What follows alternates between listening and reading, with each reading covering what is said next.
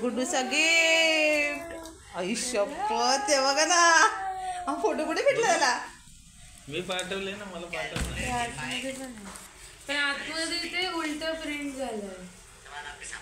गुड्डूचं gift आहे, यांच्या मित्रांनी दिलंय. मी तो वापरेन. हो, गुड्डू काय पिया? उलट चहा घेतो, दूध घेतो, तू काहीच नाही घेत. दूध त्याच्यात पितो गुड्डू. आणि हे चॉकलेट पाठवलंय. दीदीचं गोड खाणार नाही, दीदीचं गोड खाणार नाही. एक दिवसाला एक खाऊ शकेल आम्ही गोड खाणार. मस्त आहे ना गिफ्ट. अरे खराब झाले ते, मग ते पॅक केलंस तरी पण ते खोलू दे त्याला. हे खोललंस ना तू. मस्त आहे गिफ्ट. पिशवी मला आवडली. पिशवी छान आहे. कोणी गिफ्ट दिलंय? सूरज आरटीओ आहे ना. कोणी दिलाय? कॉम्प्युटर हे ना, काय डिझाईन वगैरे करतो. हां, त्याने पण थँक्यू त्यांना. गुड्डूकडून आणि आमच्याकडून. दीदी त्यांना काय पण आपला. तुझं गिफ्ट तू नाही दिलंय, ज्यांनी दिलं ते पप्पा सूरज बोलले कोणतरी, त्यांना थँक्यू गुड्डूकडून. बघ गुड्डूला आल्यावर दाखव कसं वाटतंय ते. हिला कोणच काय देत नाही.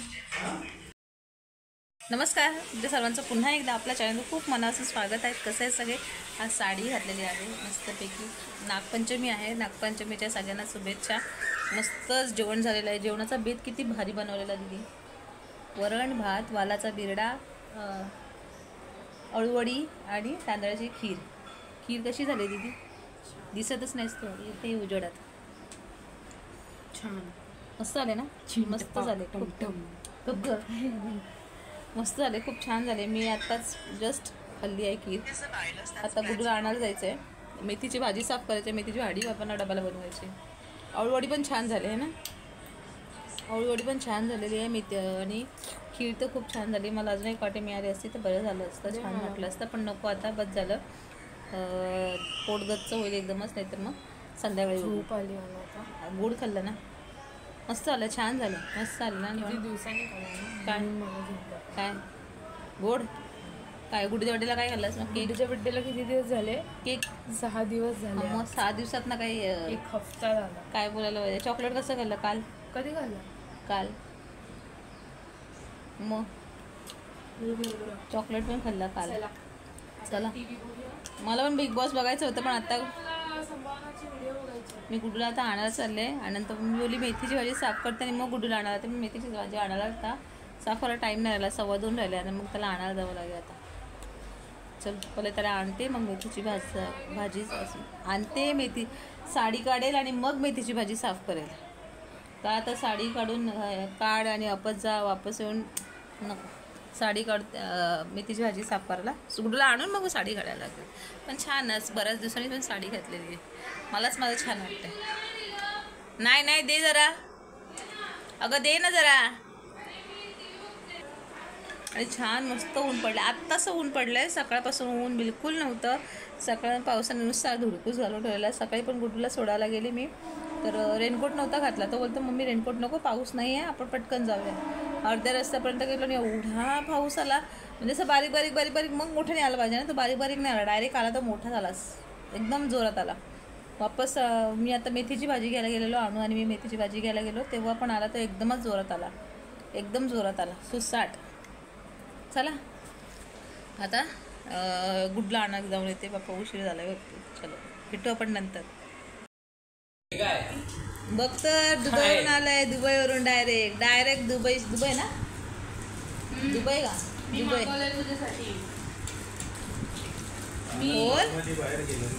कोण?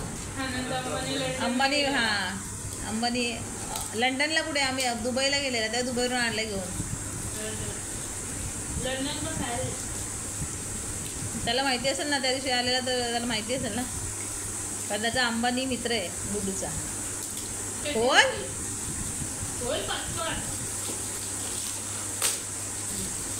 हिला काय खायला वाटलं खाऊ आहे का काय? हिला काय बघ तर खुश होशील बघून. फ्रॉम कस्तुरी नाही कस्तुरीकडून नाही आहे का तिकडून video from Kasturi to Guddu Padu.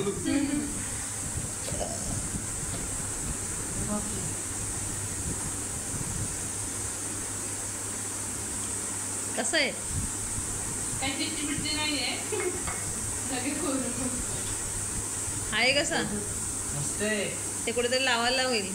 चिटकायचं नाही आहे ते. चिटकवायचं आहे कागद आहे. चिटकवायचं आहे ते अगं चिटकवायचं आहे. कागद आहे. कसं आहे मस्त आहे. पप्पांच्या फ्रेंडने दिले हॉस्पिटलमध्ये ना हॉस्पिटलमधल्या एका फ्रेंडने दिले. मग मस्त आहे. काय बोलतो त्याच्यामध्ये काय करशील आता ट्रेनमधल्या मित्राने दिले पप्पांच्या. ते थँक्यू. Thank you thank you. पाण्याचं पहिल्यांदा उद्घाटन करतोय पाण्याचं. तू का ती बोलते मला कोणच काय देत नाही. पप्पांना पण आता द्यावं लागेल हो? काहीतरी. काल दुपारच्या नंतर मी काहीच शूट केलं नव्हतं कारण शूट करायच्या मनस्थितीत नव्हतो किंवा शूट करायची इच्छा नव्हती किंवा अजून काही. आमच्या भडवाला माझी नणंद राहते तर तिची मुलगी काल वारली. 25 वर्षाची होती. आजारी होती थोडीशी. तर काल दुपारी ती वारली. आम्ही सगळेजण घरी तिकडे गेलेलो होतो. पण कसं ना लहानपणापासून मी त्या मुलीला लहानपणापासून मी जेव्हा माझं लग्न झालं तेव्हा ती मुलगी पहिली दुसरीला काहीतरी असेल तेव्हापासून तिला मी आता एवढ्या 25 वर्षाची झाली तिथपर्यंत मी तिला बघितलं आहे. डोळ्यासमोर ती मुलगी खेळताना हसताना प्रत्येक गोष्टीत म्हणजे दिसते मला आणि लहानपणापासून तिला बघितलं आहे. मी वडवायला जेमतेम गुड्डू शाळेत जाईपर्यंत ज्युनियर सिनियरला नर्सरीपर्यंत जाईपर्यंत म्हणजे 3 वर्षापर्यंत गुड्डूचे 3 वर्षापर्यंत गुड्डू 3 वर्ष होईपर्यंत मी तिथेच होती. म्हणजे जेमतेम 10 वर्ष तरी मी तिथेच होती. 10 वर्षापर्यंत मी तिथे होती. 9-10 वर्षापर्यंत मी तिथेच राहत होती. पण तेवढी वर्ष मी तिला माझ्या डोळ्यासमोर तिला लहानाची मोठी होताना बघितलेली आहे ना. अचानक अशी काही सिच्युएशन येते का त्या मुलीला आपण अशा अवस्थेत बघतो. किती मोठं हे असेल सहनच नव्हतं मला काल. म्हणजे काय सांगतो प्रसंग ती वेळ खूप म्हणजे शब्द नाही आहेत काही. पण काय बोलणार मला काहीच सुचत नाही. त्याच्यामुळे ना कालपासून थोडंसं डोकं बधीर झालं आहे. म्हणजे डोळ्यासमोर त्याचा चेहराच जातच नाही आहे असं. आणि म्हणजे असं वाटतं आता हे सगळं जे बघत होतं स्वप्न होतं ते पूर्ण म्हणजे हे झालं आहे. तर जाग आली का आपण स्वप्न सगळं मोडणार आहे असं वाटतं. म्हणजे ही परिस्थिती आहे ना जी आता आली ती मान्यच करत नाही डोकं पण आणि मन पण.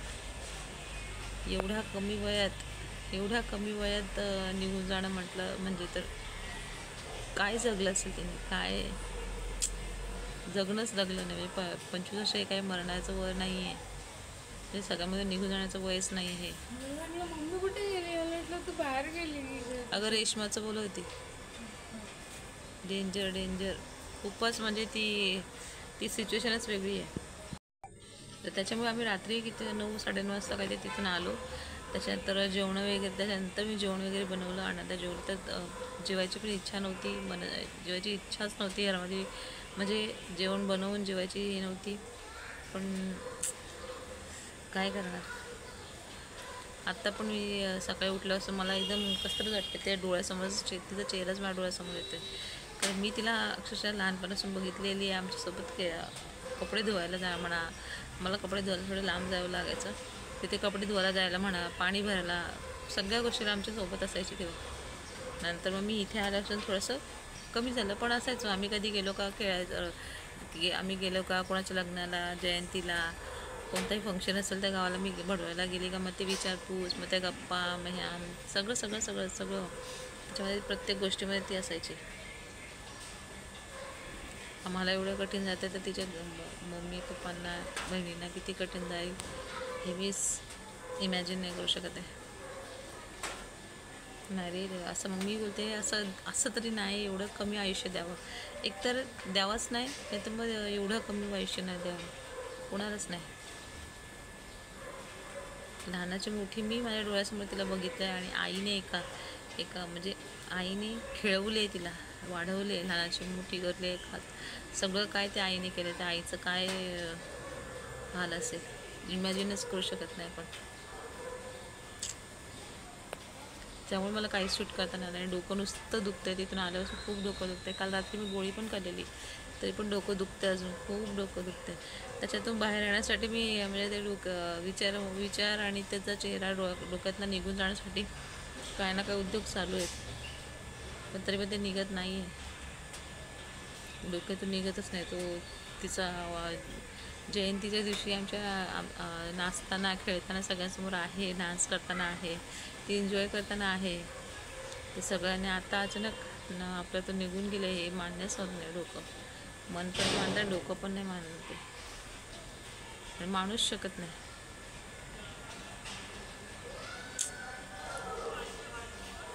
खेळ झाला असं म्हणजे खेळ खेळला, म्हणजे प्रकारचे तिच्या खेळ झाला तिचा आणि आयुष्यात संपलं तिचं.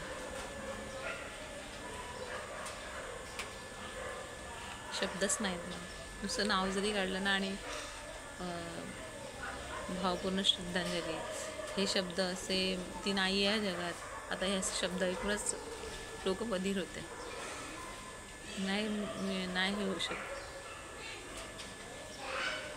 असं दुपारचं जेवण आमचं झालेलं आहे. Show must go on.